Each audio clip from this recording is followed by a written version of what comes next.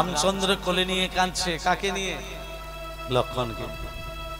পাশে আছে সুসেন বৈদ্য, বৈদ্য মশাইকে বলছে, বৈদ্য মশাই বলরাম আমার ভাইকে বাঁচানো যাবে না? যাবে, যেতে হবে গন্ধমাদন পর্বতে।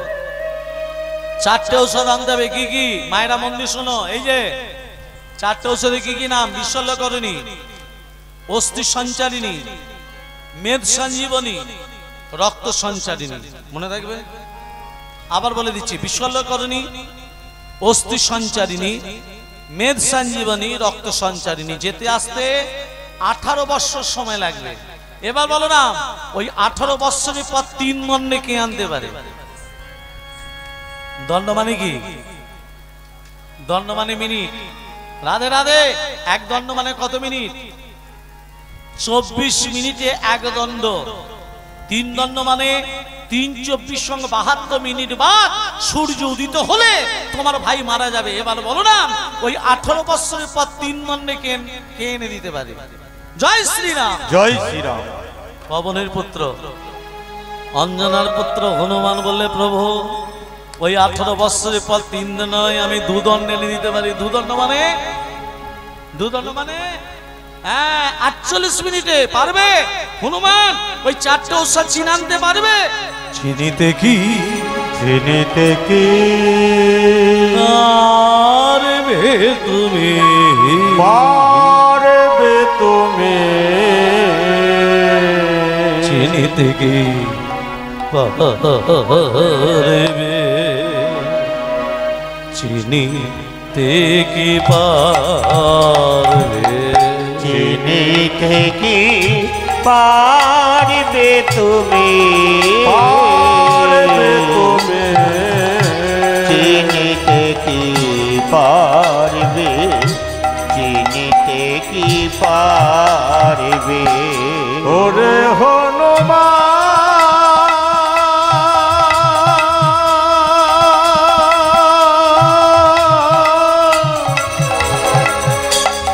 তুমি চিনিতে কি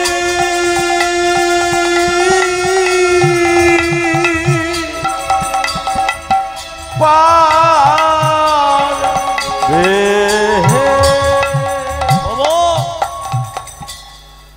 ওই 18 বৎসর পর 3 দণ্ড নয়, আমি 2 দণ্ড এনে দিতে পারি, যদি আপনার শ্রী চরণের আশীর্বাদ থাকে।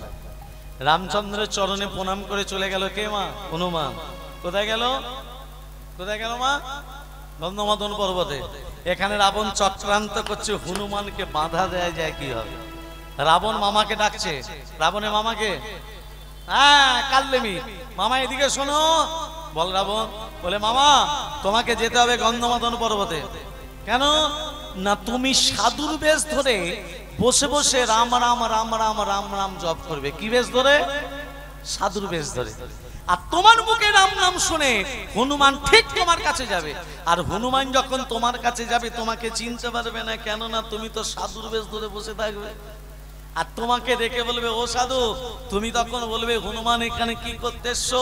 হনুমান কোনোদিনও মিথ্যা কথা বলে না, হনুমান সত্যি কথাই বলবে। লক্ষণকে বাঁচাবার জন্য ঔষধ নিতে এসেছি। তুমি ছলনা করে বলবে, হনুমান তোমাকে তা চিনতে পারবে না। তুমি হনুমানকে বলবে, হনুমান ঔষধ নিতে গেলে দেহটাকে পবিত্র করতে হবে, আর দেহ পবিত্র করতে গেলে ওই জলে স্নান করে আসতে হবে। মামা গন্ধমাদন পর্বতের পাশে একটা হ্রদ আছে, সেই হ্রদে একটা কুমিরিনী বসবাস করে। কুমিরিনী। হনুমান ওই জলে যে স্নান করতে যাবে, কুমিরিনীর পেটে চলে যাবে, হনুমানও মরবে, আর লক্ষণ ঔষধ না পেয়ে মরে যাবে। রাবণের চক্রান্তটা দেখেছো? রাবণ কি করেছে? মামাকে পাঠিয়েছে। কাল্লেমি কি করেছে? সাধুর বেশ ধরে ওই গন্ধমাদন পর্বতের পাশের হ্রদের পাশেতে বসে বসে কি জপ করছে? সাধু বেশ ধরে বলো রাম রাম রাম, বলো শ্যাম শ্যাম শ্যাম, বলো রাম রাম রাম, বলো শ্যাম শ্যাম শ্যাম, বলো রাম রাম রাম, বলো শ্যাম শ্যাম শ্যাম। তবে জ্বালায় উদ্ধারিবে এই নাম নামে, এই নাম নামে, তবে জ্বালায় উদ্ধারিবে এই রাম নামে, এই রাম নামে। তব জল উদ্ধারিবে এই রাম নামে, এই রাম নামে। প্রেম সে কাহিয়ে বলো,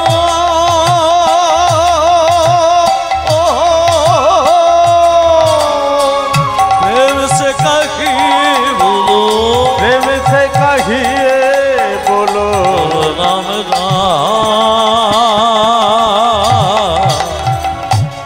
बोलो রাম রাম রাম বলো রাম রাম শ্যাম। बोलो राम राम राम बोलो श्याम श्याम श्याम।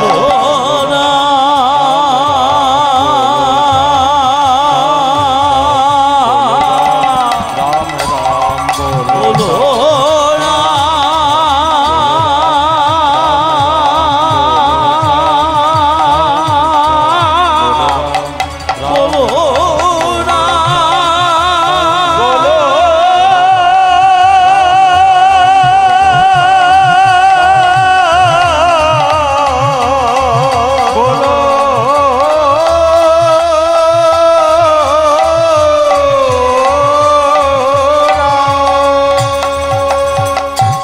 অসাধু পনিপাত।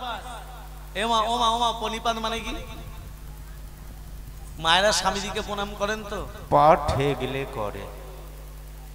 যদি না করেন আজকে রাত্রি থেকে শুরু করবেন। হ্যাঁ বলছি পদসেবা করা হয় তো? সেটা হয় না।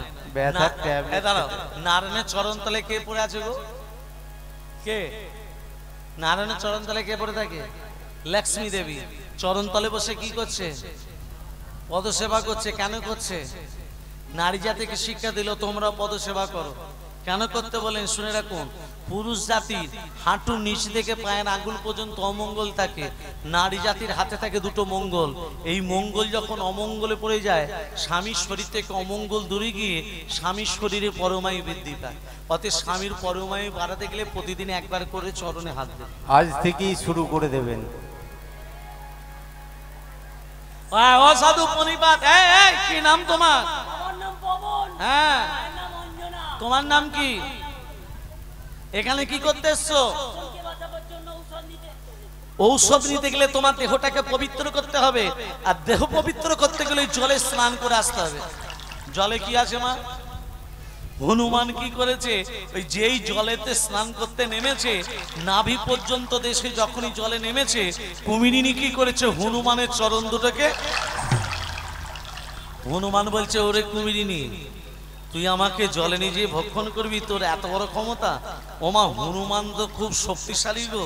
কুমিরিনীকে টানতে টানতে টানতে টানতে ডাঙায় তুলেছে। আর যখনই ডাঙাতে তুলেছে আর কুমিরিনী নেই, এক রূপবতী নারী হয়ে গেল। তত্ত্বটা দান দিন। কুমিরিনী থেকে হয়ে গেল রূপবতী নারী। হনুমান তখন বলছে, এই তুই ছিলি কুমিরিনী, হয়ে গেলি রূপবতী নারী, কি নাম তোর? তখন সেই রূপবতী নারী বলছে, হনুমান আমি কুমিরিনী নই, আমার নাম হলো আসলে গন্ধকালী। কি নাম? গন্ধকালী।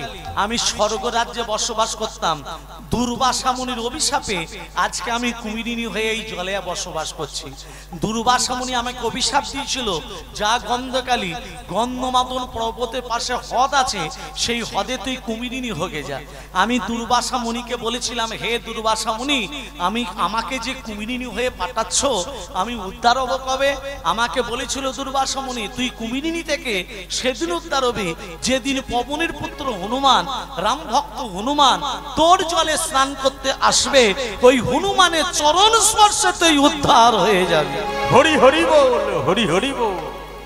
তাই হনুমান, তুমি যখনই এসেছো আমি তোমার চরণটাকে জড়িয়ে ধরেছি, যাতে আমি নিজে উদ্ধার হয়ে যাই। আসলে তোমাকে যে স্নান করতে পাঠিয়েছিল সে সাধু নয়, সে হচ্ছে রাবণের মামা কালনেমি। ওরা জানতো না যে তোমার চরণ স্পর্শে আমি নিজে উদ্ধার হয়ে যাবো। ওরা জানতো তুমি যখনই আসবে আমি তোমাকে ভক্ষণ, মানে আমি তোমাকে খেয়ে ফেলবো। কিন্তু ওরা এটা জানতো না যে তোমার চরণ স্পর্শে আমি নিজে উদ্ধার হয়ে যাবো। হনুমানের জানতে বাকি রইল না, আর জানতে বাকি রইল না। হনুমান কি করলো? ওই কালনেমিকে পরাস্ত করে কালনেমির দেহটাকে দু হাতে করে তুলে, জয় শ্রীরাম, জয় শ্রীরাম। বাবা এমন ছুড়ে দিয়েছে একেবারে রাবণের দরবারে। রাবণ তখন মাথায় হাত দিয়ে বলছে, হাই হাই গো, মামাকে পাঠালাম হনুমানকে মারতা, নিজেই মরি চলে এলো। হ্যাঁ, নিজেই মরে চলে। হ্যাঁ, এক কাজ করলে হয়, সূর্য উদিত হলে লক্ষণ মরে যাবে। সূর্যদেবকে ডাকে। সূর্যদেব, রাবণ সূর্যদেবকে ডাকছে। রাবণের আদেশে সূর্যদেব আজকে ছুটে আসে। ওং রক্তম ভৌজাস নমসে সকৈনকং সিন্ধং ভান সমস্তমধীবয় জামি পদ্দত্তয় ভয়বরম দাথদ কলবজৈ মানিকমৌলি মনরাঙ্গলুচিত্রি নিত্যম। ওং কর্ম সাক্ষিণে ওং নমঃ সূর্য ভট্টকারায় নমঃ। হি সূর্য সৎসংসো তেজরাশি জগদবদে অনুকম্পয়মান ভক্তং জ্ঞানর্ঘং দিবাকরম। ওং কর্ম সাক্ষিণে ওং নমঃ সূর্য ভট্টকারায় নমঃ। জবা কুসুম সংকাশং কশ্যপেগ মহাদতে ধন্তারিং সর্ব পাপগ্ন প্রণতস্মি দিবা।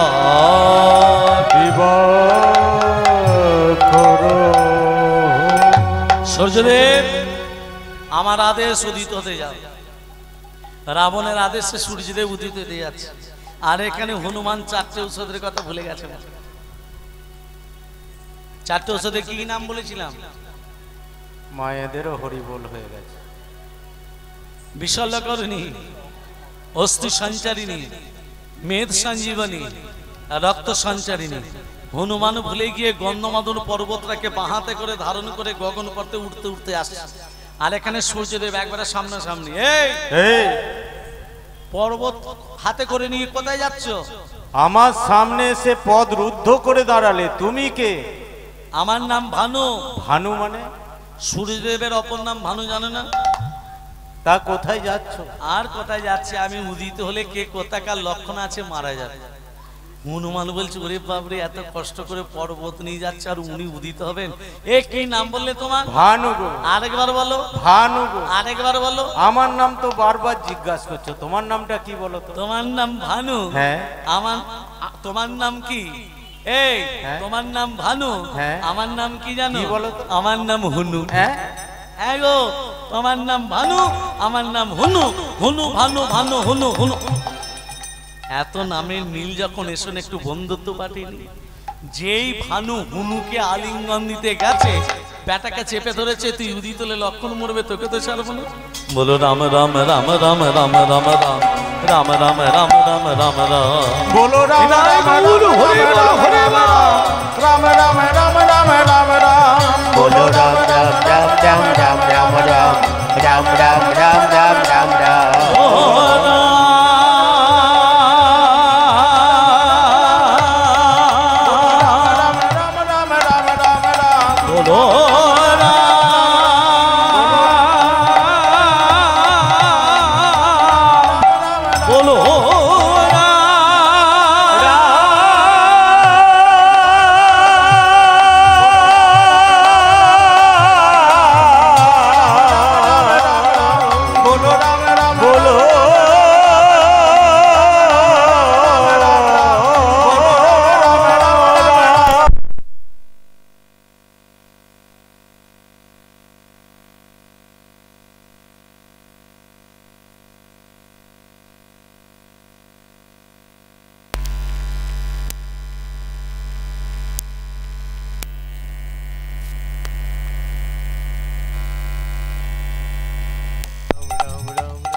राम राम राम राम राम राम राम राम। बोलो राम राम राम राम राम राम राम राम राम राम राम राम राम। बोलो राम राम राम राम राम राम राम राम राम राम राम राम राम। बोलो राम राम राम राम राम राम राम राम बोलो राम राम राम राम राम राम राम बोलो राम राम राम राम राम राम। অনেক কষ্ট করে পর্বত নিয়ে এসেছি, এবার লক্ষণীকে খাই দিন। বলে আরে ঔষধ পেলাম, অনুপান পাবো কোথায়? অনুপান বলতে এক স্তন রমণী দুগ্ধ চাই। এক স্তন রমণী, কার একটি মাত্র স্তন? রাবণের স্ত্রী মঞ্জোদরী, বালির স্ত্রী তারা, এরা দুজনই এক স্তন রমণী। মায়েরা, এরা দুজনে এক স্তন রমণী হলো কি করে? তত্ত্বটা ধান দিন। তত্ত্বের ভেতরে তত্ত্ব। ঋষিটার নাম হলো ময়দানব ঋষি। রাধে রাধে। কি ঋষির নাম বললাম? মায়েরা বলুন। ময়দানব ঋষি প্রতিদিন ভিক্ষা করতে যেতেন। ভিখারি অনেক রকম আছে, নেই? কি ভিক্ষা করতো? প্রত্যেকের বাড়িতে গিয়ে বলতো তোমার একটু ভিক্ষা দেবে। কি ভিক্ষা? চাল ডাল টাকা পয়সা নয়, তোমার একটু গাভীর দুগ্ধ দাও, সেই দুগ্ধটা আমি ফুটিয়ে ক্ষীর করব, ক্ষীর করে নারায়ণকে সেবা দেব। তা প্রত্যেকের বাড়িতে দুগ্ধ সঞ্চয় করত আর দুগ্ধ ফুটিয়ে ক্ষীর করত। একদিন অনেক দুগ্ধ সঞ্চয় করেছে, অনেক দুগ্ধ সঞ্চয় করে ময়দানব ঋষি দুগ্ধ টকবক করে ফুটছে। মনে মনে ভাবছে দুগ্ধ তো ফুটে ক্ষীর হচ্ছে, তা এর মাঝখানে আমি স্নানটা সেরে চলে আসি। ময়দানব ঋষি স্নান করতে চলে গেছে। সেই সময় একটি সর্প একটি ভেগকে তাড়া করেছে খাবে বলে। সর্প মানে সাপ, ভেগ মানে ব্যাঙ। ব্যাঙে লাফাতে লাফাতে যাচ্ছে। সর্প মনে মনে ভাবলে ব্যাঙকে আমাকে ধরতেই হবে। ব্যাঙ কোনো জায়গায় স্থান না পেয়ে মনে মনে ভাবলো ওই তো জল, গরম দুগ্ধ টকবক করে ফুটছে। ব্যাঙ বেটা জল মনে করে যেই ডুবেছে, ওই বল সাপ তখন বলছে ওরে ব্যাঙ তুই জলটাই ডুব দিতে পারিস, আমি তোকে ডুব দিয়ে ঠিক ধরবো। সাপও জল মনে করে সেও যখন ডুবেছে সেও হরিবল। সাপ আর ব্যাঙ মনে ক্ষীর হয়ে বসে আছে। আর এখানে ময়দানব ঋষি ভগবানের নাম করতে করতে আসছে। কি গো, ময়দানব ঋষি ভগবানের নাম করতে করতে আসছে। হরে মরারে মদ কৈত ভারে গোপাল গোবিন্দ মুকুন্দ সৌরে। হরে মুরারে হরে গোপাল গোবিন্দ মুকুন্দ সরে। হরে মুরারে মধুকৈত ভারে গোপাল গোবিন্দ মুকুন্দ সৌরে। হরে মুরারে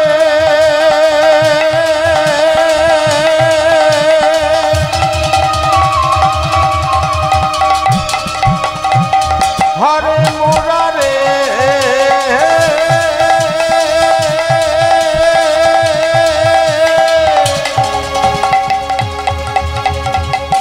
হরে মুরারে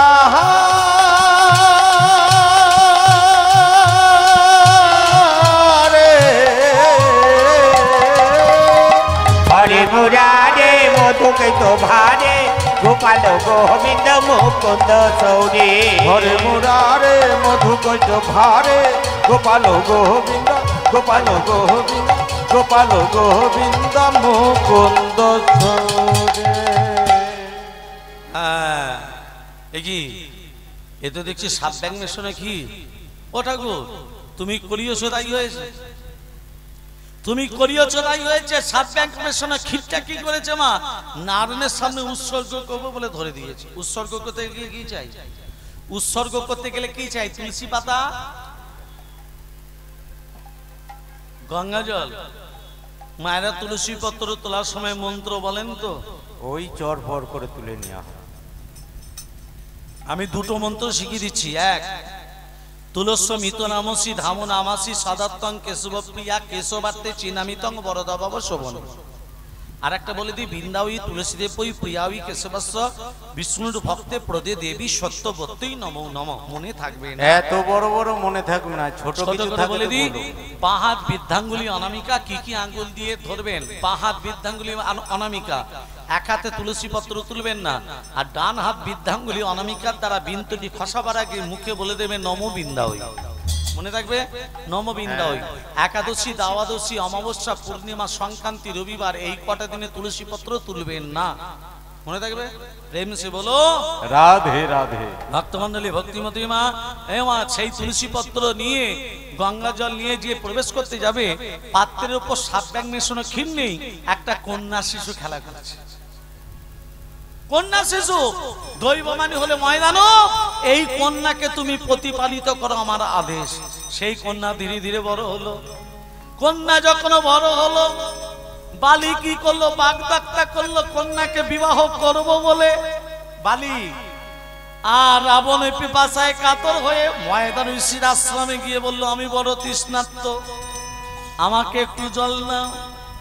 যে বালির বাগদত্তা ময়দানুশ্রী কন্যা এক ভাণ্ড জল নিয়ে যেই রাবণের সামনে ধরেছে, রাবণ বলছে আমি তোমার রূপে মুগ্ধ, এসো আমি তোমাকে বিয়ে করব।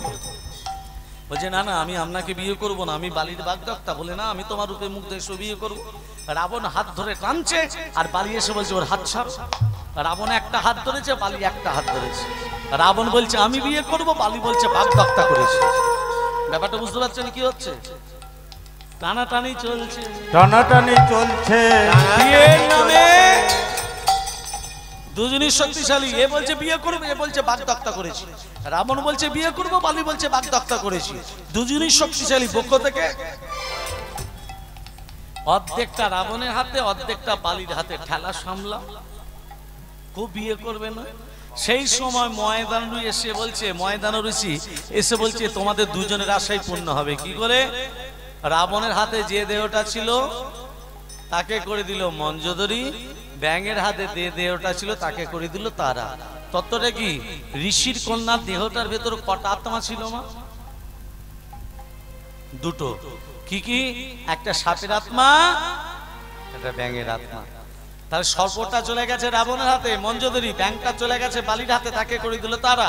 এবার দেখুন এক স্তন রমণী হচ্ছে কি করে। ঋষির কন্যার দেহটার ভেতর আত্মা ছিল দুটো, যে কন্যাটা হলো আত্মা ছিল দুটো। কেউ সাপের আত্মা, ব্যাঙের আত্মা, কারণ সাপ ব্যাঙ মিশিয়ে কন্যাটা হয়েছে। তাহলে একদিকে আছে সাপের আত্মা, একদিকে আছে ব্যাঙের আত্মা। যখনই বক্ষ থেকে অর্ধাংশ হয়ে গেছে, দুটো আত্মা দুদিকে। কি তত্ত্বটা ভালো করে বুঝো। তাহলে দেহ কটা ছিল? একটা। আত্মা ছিল দুটো। আত্মা দুটো ছিল বলে দুটো দেহ ধারণ করে দিল, কিন্তু দেহ একটা ছিল বলে, বক্ষ থেকে অর্ধাংশ হয়েছিল বলে দুজনেরই একটি করে স্তন হয়ে গেল। নিতাই গৌর হরি বল। হরি হরি বল, হরি হরি বল।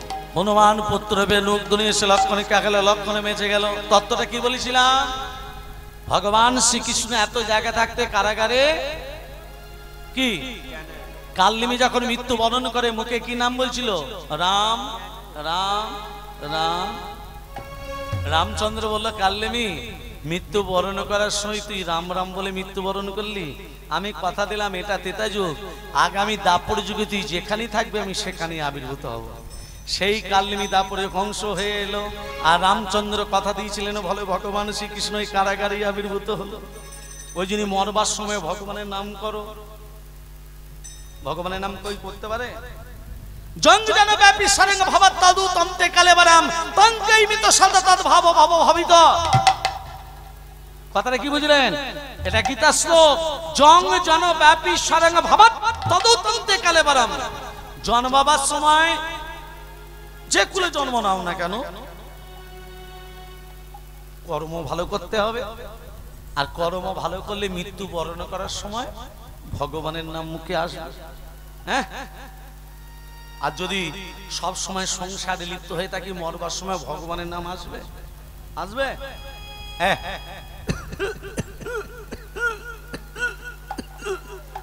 বাবা একবার হরে কৃষ্ণ বলো। বাবা একবার হরে কৃষ্ণ বলো। বড় কোথায়? কথা তোমার বাড়িতে। বড় বাবা বাবা একবার হরে কৃষ্ণ বলো না।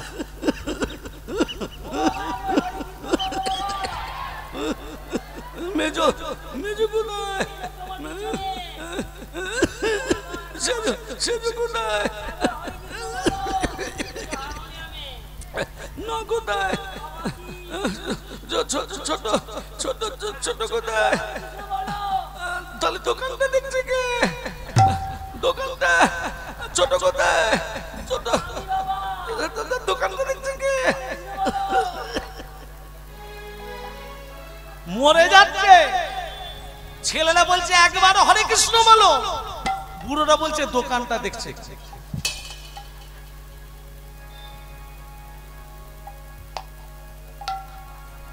করলে হবে?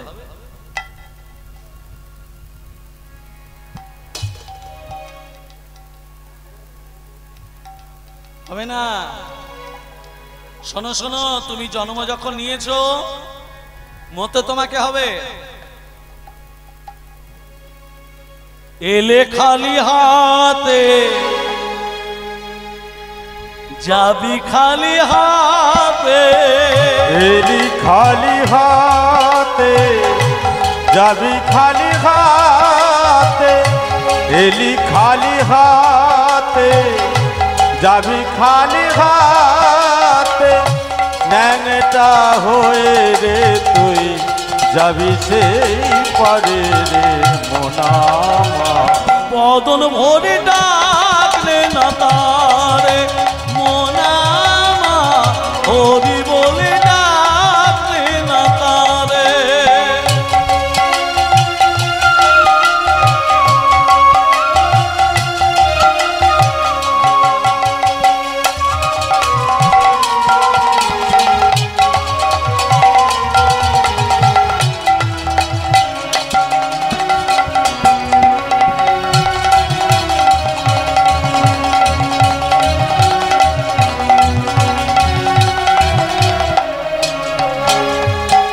কোথায় পেলি টাকার পাহাড় দালান কোঠা বাড়ি এ সংসার সবই যে তার তোর বায়াছে কি